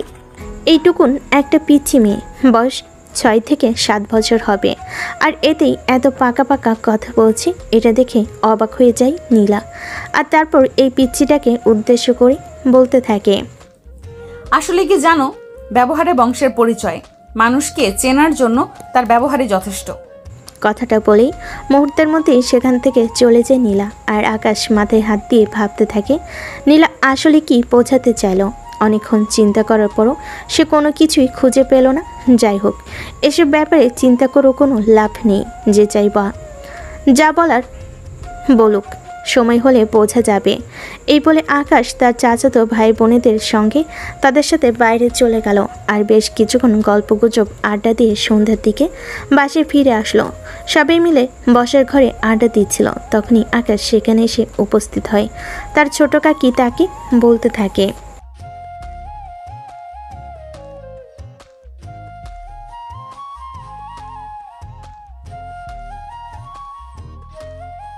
সে আর আশা করে লাভ নেই ছোট কাকি, তোমাদের ছেলের কপালে এমন বউ যেটার আশা করো না।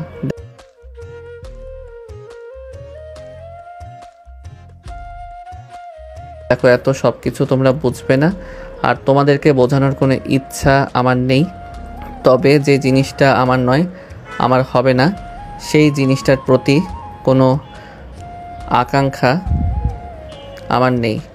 তোমরা গল্প করো, আমি আসছি। এই বলে আকাশ আর কাউকে কথা বলার সুযোগ না দিয়ে সোজা রুমের ভিতরে চলে আসে। এদিকে নীলাও সেখান থেকে উঠে আকাশের পিছন চলে আসে। আকাশ যখন রুমের ভিতর একা একা বসেছিল তখনই নীলা সেই রুমে প্রবেশ করে আর আকাশকে বলতে থাকে, আচ্ছা, তোর সমস্যাটা কি বলতো শুনি? আমি তো কিছুই বুঝতে পারছি না। তুই সব সময় এভাবে আমাকে ঠেস দিয়ে কথা বলিস কেন?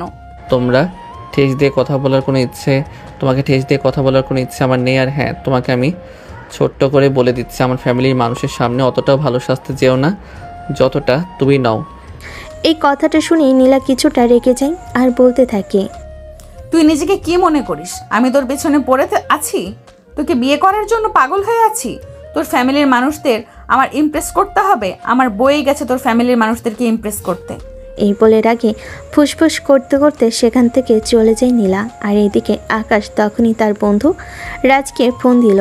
রাজের সঙ্গে বেশ কিছু সময় কথা বলল। আর তারপর তারা দুজন মিলে পরিকল্পনা করতে লাগলো পরবর্তী জালটা কিভাবে পাতা যায় যাতে জালের ভিতর পাখিটা ধরা পড়ে। তখন রাজ আকাশকে বলতে থাকে, এই তোদের বাড়ির আশেপাশে কোথাও খরস্রোতা নদী আছে? হ্যাঁ, আমাদের গ্রামের পাশেই একটা খরস্রোতা নদী আছে যেটা সারা বছর বয়ে চলে। তাছাড়া এখন তো বর্ষার সিজন, এখন নদীতে পানি টইটম্বুর। শোন, আমি তোকে কিছু কথা বলি। তুই আমার সেই কথা অনুযায়ী কাজ কর।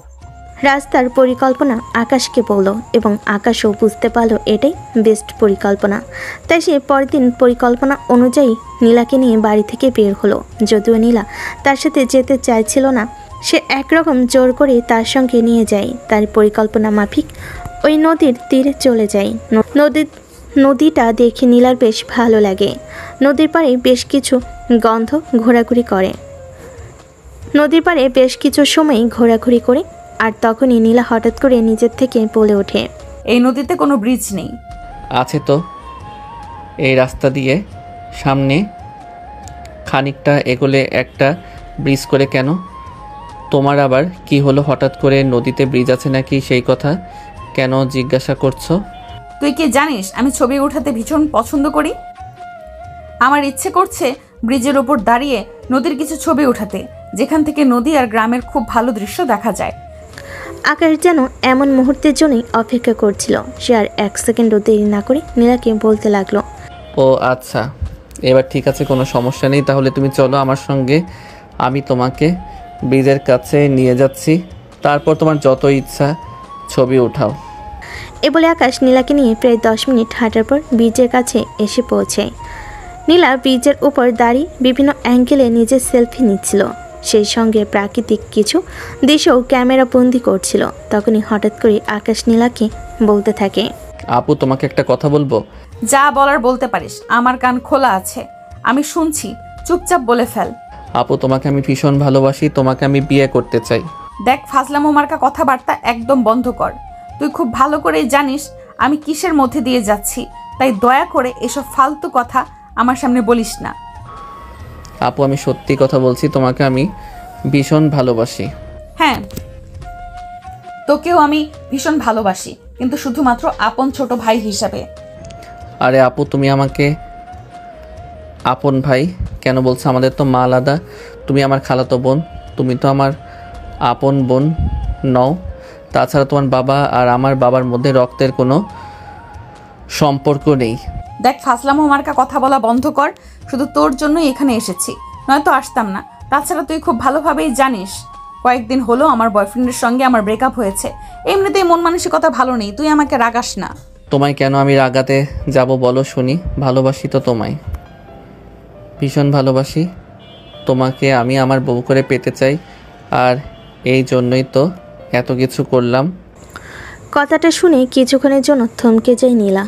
সব কিছু করলাম মানে বুঝতে পারছে না নীলা, তাই নীলা আকাশকে বলে, এত কিছু করলি মানে তুই কি বলতে চাইছিস? আমি কিছুই বুঝতে পারলাম না।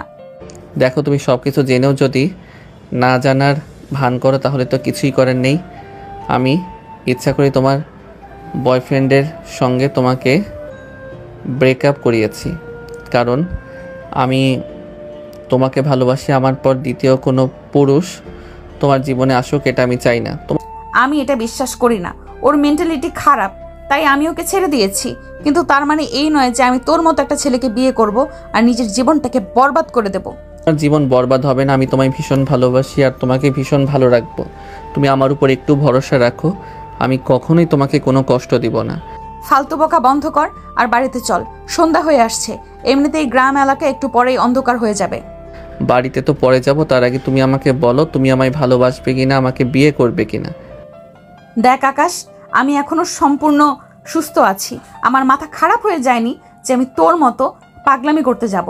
বিলিভ মি, আমি কোনো পাগলামি করছি না, যা সত্য তাই বলছি। আমি তোমাকে ভালোবাসি আর তোমাকে বিয়ে করতে চাই, তোমাকে নিয়ে আমি আমার বাকি জীবনটা পার করতে চাই। দেখ এখন কিন্তু সত্যি বলছি, আমার মেজাজ খারাপ হচ্ছে। কানের নিচে এমন দুইটা দিব যে জীবনে এসব ফালতু বকা বন্ধ করে দিবি, আর কখনো এসব ফালতু কথা বলবি না। ঠিক আছে, তুমি আমার কথা বিশ্বাস করবে না তাই তো? তবে আমি তোমায় একটা কথা বলে দিচ্ছি, তোমাকে যদি আমি না পাই তাহলে আমার এই জীবনে আমি রাখবো না। সব কিছু কি ফাজলামি পেয়েছিস? চুপচাপ এখান থেকে চল। যাব না, আমি যতক্ষণ পর্যন্ত তোমার মুখ থেকে ভালোবাসার কথা না শুনবো। তুমি যদি আমাকে ভালো না বাসো তাহলে আমি আমার এই জীবন রাখবো না, আমি আত্মহত্যা করব। অনেক ফাজলাম হয়েছে, বললাম তো চুপচাপ বাড়িতে চল। ঠিক আছে, তুমি যখন আমার কথা বিশ্বাস করবে না তখন আমি মরে গিয়েই প্রমাণ করে দেব তোমাকে আমি কতটা ভালোবাসি। এই বলে আকাশ ব্রিজের রেলিংয়ের উপর উঠে দাঁড়ালো। নীলা তখন মনে মনে ভাবছিল এগুলো শুধুই খেয়ালি, তাই সেই মোবাইলটা হাতে নিয়ে আবারও ছবি ওঠানেতে ব্যস্ত হয়ে পড়ল। আর ঠিক তখনই হুট করে নীলা টের পায় পাশ থেকে কিছু একটা টুপ করে পানিতে পড়ে গেছে। নীলা কিছু বুঝে ওঠার আগে পিছন দিকে তাকিয়ে দেখে আকাশ কোথাও নেই। মুহূর্তের মধ্যেই দু চোখ অন্ধকার হয়ে আসলো নীলার। তবে কি আকাশ পানিতে পড়ে গেছে? নীলা চারপাশে তাকিয়ে দেখে আশেপাশে কেউ নেই। এই তো একটু আগেই আকাশ এখানে ছিল। তখনই নীলা নিচের দিকে তাকায়, দেখতে পায় আকাশ পানিতে ডুবে যাচ্ছে। বাঁচার জন্য আপ্রাণ চেষ্টা করছে। নীলা চিৎকার দিয়ে ওঠে আকাশকে বাঁচানোর জন্য। চারপাশ থেকে মানুষকে ডাকতে থাকে কেউ এসে তাকে সাহায্য করার জন্য। প্লিজ হেল্প, কে কোথায় আছেন? একটু এইদিকে আসেন, আমার ভাই পানিতে পড়ে গেছে, তাকে একটু বাঁচান প্লিজ, আপনারা এইদিকে আসুন। নীলার চিৎকার শুনে গায়ের মানুষ এগিয়ে আসে, কিন্তু তখন আর আকাশকে সেখানে দেখা যায় না। নীলার ভয়ে আত্মা উড়ে যাওয়ার মতো অবস্থায় আছে, বুঝতে পারছে না আকাশ কোথায় তলিয়ে গেছে। তবে কি পানিতে ডুবে মারা গেছে? নীলা তখন অনেক কান্না করতে থাকে আর গ্রামবাসী সবাইকে বলতে থাকে, প্লিজ আপনারা কিছু করুন, আমার ভাইটা পানিতে ডুবে গেছে, আপনারা প্লিজ আমার ভাইটাকে একটু বাঁচিয়ে দিন। গ্রামবাসীরা তখন সবাই নীলাকে সান্ত্বনা দিয়ে আকাশকে খোঁজার চেষ্টা করে। অনেকেই পানিতে নেমে যায়, কিন্তু আকাশকে কোথাও খুঁজে পায় না।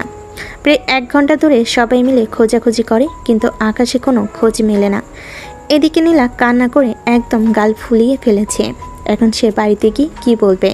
তার জন্য আকাশ আত্মহত্যা করেছে, এটা তো সে কোনোভাবেই মেনে নিতে পারবে না। এদিকে সন্ধ্যা ঘনিয়ে অন্ধকার হতে চলো। লোকেরা চলে যাওয়ার জন্য তাগাদা দিচ্ছিল।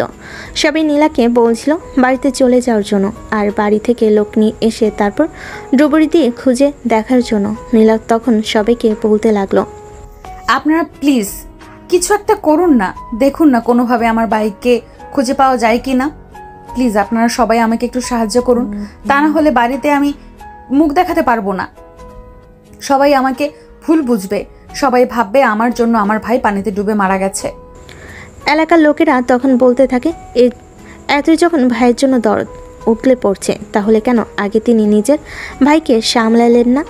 এই কথা শুনে নীলার কান্নার গতি আরও বেশি বাড়তে থাকে। সে চিৎকার দিয়ে কান্না করতে থাকে আর বলতে থাকে, হায় আল্লাহ, এখন আমি কি করব? আমাকে সারা জীবন একজনের মৃত্যুর দায়ভার নিয়ে বেঁচে থাকতে হবে।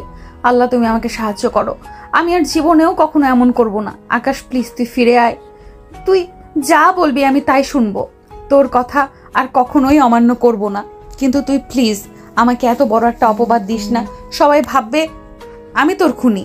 এই বলে নীলা আরও জোরে জোরে কান্না করতে থাকে। এদিকে আকাশ তখন এইসব কিছু ভিড়ের মধ্যে মিশে গিয়ে দেখছিল আর মনে মনে হাসছিল। এদিকে সময় যতই করতে লাগলো, নীলার কান্নার গতি আরও বেশি বাড়তে লাগলো। প্লিজ আকাশ তুই ফিরে আয়, আমি তোকে বিয়ে করব, অন্য কাউকে বিয়ে করব না, কিন্তু তারপরেও তোর মৃত্যুর দায় নিয়ে বেঁচে থাকতে পারবো না। তুই আমাকে এই অপবাদের হাত থেকে রক্ষা কর, তোকে রিকোয়েস্ট করছি, আমি আল্লাহকে সাক্ষী রেখে বলছি আমি তোকেই বিয়ে করব। কথাটা শোনা মাত্রই আকাশ ভিড়ের মধ্য থেকে নীলার সামনে এসে দাঁড়ালো আর তারপর বলতে লাগলো, এটা এখন বলতে পারছো, তাহলে আগে কেন বললে না? তাহলে কি তোমার জন্য আমাকে এই নদীতে পড়ে এতক্ষণ হাবুডুবু খেতে হয়? তো মানে এইসব তুই কি বলছিস? তার মানে তুই অনেকক্ষণ আগেই পানি থেকে নিজে নিজেই উঠে গেছিস আর আমাকে শুধু শুধু কান্না করিয়েছিস? তা না হলে কি তুমি আমাকে বিয়ে করবে? এটা তোমাকে নিয়ে স্বীকার করাতে পারতাম না কি? তোমাকে দিয়ে এই কথাটা স্বীকার করানোর জন্য আমাকে এইটুকু নাটক করতে হলো। I am so sorry. হ্যাঁ, কুত্তা বিলাই বান্দর, তুই ইচ্ছে করেই আমার সঙ্গে এরকমটা করেছিস যাতে আমি তোকে বিয়ে করতে রাজি হয়ে যাই। একদমই তাই। আর এখন এলাকার সমস্ত মানুষ সাক্ষী, তুমি আমাকে বিয়ে করবে বলেছো। এখন যদি তুমি আমাকে বিয়ে না করো তাহলে কিন্তু হবে না। আমি তোকে কখনোই বিয়ে করব না, কারণ তুই আমার সঙ্গে প্রতারণা করেছিস, আর কোনো প্রতারককে আমি কখনোই বিয়ে করতে পারি না। সেটা বললে হবে না। এলাকাবাসী আপনারা তো সবাই শুনেছেন নীলা আমাকে বলেছে বিয়ে করবে, আর এখন সেটা অস্বীকার করছে। আপনারাই বলুন এটা কি হয়? এই কথা শুনে এলাকার সবাই আকাশের সঙ্গে তাল মিলালো আর সবাই বলতে লাগলো, নীলা যখন একবার আল্লাহকে সাক্ষী রেখে বলেছে সে আকাশকে বিয়ে করবে, যদি আকাশ ফিরে আসে তাহলে এখন সেই কথাই রক্ষা করা নীলার দায়িত্ব এবং কর্তব্য। তা না হলে পরকালে আল্লাহর কাছে এটার জন্য কঠিন জবাবদিহিতা করতে হবে নীলাকে। তখনই আকাশ বলতে থাকে, এবার তো তুমি শুনতে পেয়েছো এলাকার মানুষ কি বলেছে। এখন তোমাকে বাধ্য হয়েই আমাকে বিয়ে করতে হবে। যাই হোক, আপনারা সবাই চলে যান। সময় হলে যদি নীলে আমাকে বিয়ে করতে রাজি না হয় তাহলে আমি আপনাদেরকে আপনাদের বাড়িতে ডাকবো, সবাই চলে আসবেন। বলতেই এলাকার লোকজন সবাই সেখান থেকে চলে গেল। আর এদিকে সন্ধ্যার পর আকাশ নীলাকে নিয়ে বাড়িতে চলে আসে। আকাশের কাপড় চোপড় ভেজা দেখে বাড়ির সবাই আকাশকে প্রশ্ন করতে থাকে কি হয়েছিল। আকাশ তখন সবাইকে সব কিছু খুলে বলে। আকাশের এমন কর্মকাণ্ডে বাড়ির সবাই অবাক হয়ে গেল, কেউ বিশ্বাসই করতে পারছিল না আকাশ এমন কিছু করতে পারে। আকাশ তখন সবাইকে উদ্দেশ্য করে বলতে লাগলো, ব্যাপার তো আশ্চর্য হওয়ার কিছুই নেই, যা হওয়ার তা হয়ে গেছে। আমি নীলাকে ভালোবাসি আর তাকে বিয়ে করতে চাই, কিন্তু সে কোনোভাবেই রাজি হচ্ছিল না। আমাকে এইটুকু নাটক করতে হয়েছে। তবে হ্যাঁ, একটা কথা আমি তোমাদের সবাইকে স্পষ্টভাবে জানিয়ে দিয়েছি, তোমরা যদি এখন আমাদের এই সম্পর্ক মেনে নাও তাহলে আমি সত্যি সত্যি আত্মহত্যা করব। এই বলে আকাশ সবাইকে শাসায়। আকাশ ছিল তার পরিবারের একমাত্র ছেলে। আকাশের বাবা মা এই কথা শুনে বলে, লাইফটা আমার ছেলের, সিদ্ধান্ত তারই নেওয়া উচিত। তাই সে যাকে বিয়ে করতে চাইবে আমরা তাকে তার সঙ্গেই বিয়ে দেব, তাতে আমাদের কোনো আপত্তি নেই। তারপর দু পরিবারের সম্মতিতে আকাশ আর নীলার বিয়েটা হয়ে যায়। আর আজকেই ছিল আকাশ আর নীলার বাসরাত। আর তারপরে যা হয়েছে তা তো আপনারা নিজেই দেখতে পেয়েছেন। এরপর দেখে দেখে প্রায় 3 মাসের মতো কেটে যায়। ইতিমধ্যে নীলা আর কখনোই আকাশের এতটা কাছাকাছি যায় নাই।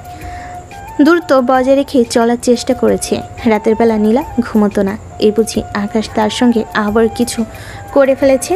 এ সময় একটা ভয় তাকে তাড়না করে বেড়াতো, কিন্তু তার মনের মাঝে ভয় একটা রয়ে গেছিল।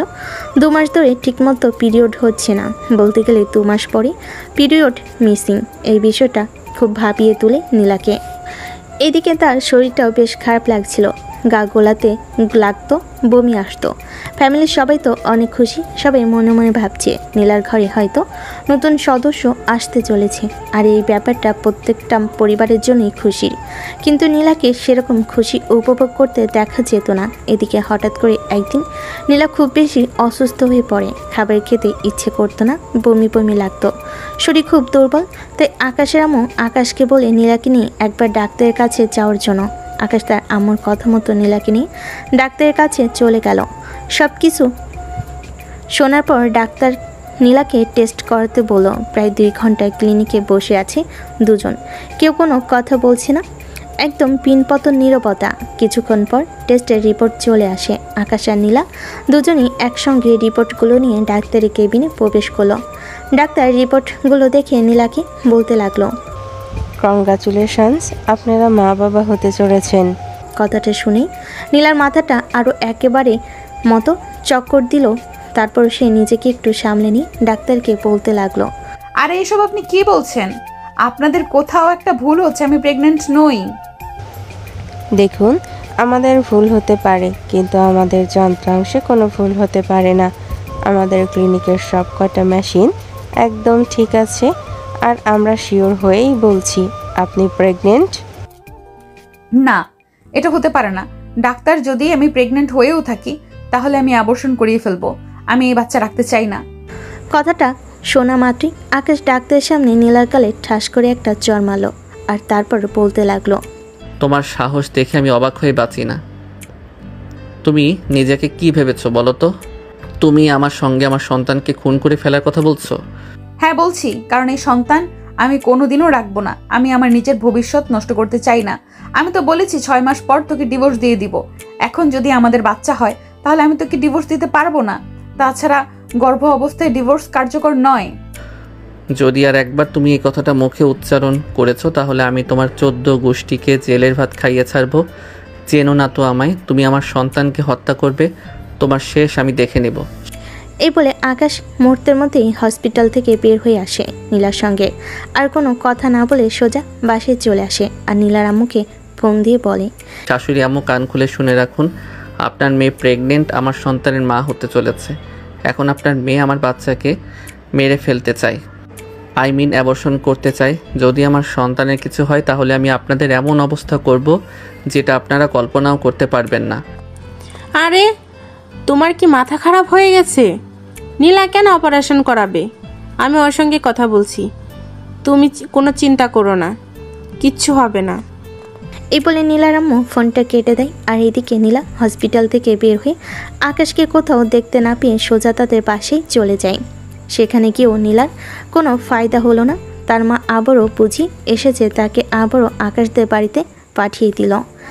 মায়ের কথা নীলা মেনে নিতে বাধ্য হলো, কারণ তার মা তাকে স্পষ্ট জানিয়ে দিয়েছে যদি এই বাচ্চাকে সে না মানে তাহলে তার বাবা মাকে স্বীকৃতি দিতে অস্বীকার করবে এবং সমস্ত সম্পত্তি সব আকাশের নামে লিখে দিবে, সব কিছু থেকে নীলাকে বঞ্চিত করবে। তা নীলা বাধ্য হয়ে আকাশদের বাড়িতে ফিরে আসে। তবে নীলা ফিরে আসার পর আকাশ নীলার সঙ্গে আর কোনো কথা বলে না, চুপচাপ সবসময় নিজের মতো করে থাকে। এই বিষয়টা ইদানিং নীলাকে খুব বেশি কষ্ট দেয়। একই রুমে একই বাড়িতে সারাদিন একই সাথে থাকতে, কিন্তু কেউ কারোর সাথে কোনো কথা বলে না। নীলা এই একাকিত্ব আর মেনে নিতে পারছে না। তাই আজ রাতে যখন আকাশ রুমে আসলো, তখন নীলা আকাশের সামনে গিয়ে দাঁড়ালো। আকাশের হাত দুটো ধরে বলতে লাগলো, কেন করছো তুমি আমার সঙ্গে এরকম? এইভাবে আমাকে অবহেলা করছো। আমি এসব অবহেলার মেনে নিতে পারছি না। প্লিজ তুমি আমার সঙ্গে এরকমটা করো না। আমি কোনো খুনির সঙ্গে কোনো সম্পর্ক রাখবো না। তোমার বাচ্চাকে ফোন করতে চেয়েছিলে যে কয়দিন আমার বাচ্চার জন্ম নেওয়া হচ্ছে, এই কয়দিন থেকে এই বাড়িতে থাকো।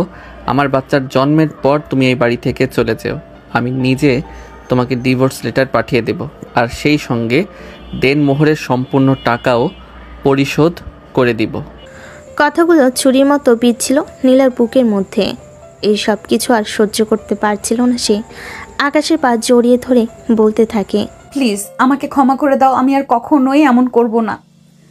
আমি তোমার পা ধরে ক্ষমা চাইছি। আমি ভুল করেছি, আমাকে ক্ষমা করে দাও। আমি তোমাকে ছেড়ে দিতে চাই না। তোমাকে ছাড়া আমি থাকতে পারবো না। একই বাসায় আছি আমি, আমার সঙ্গে কথা বলছো না, এটাই আমাকে যে যন্ত্রণা দিচ্ছে।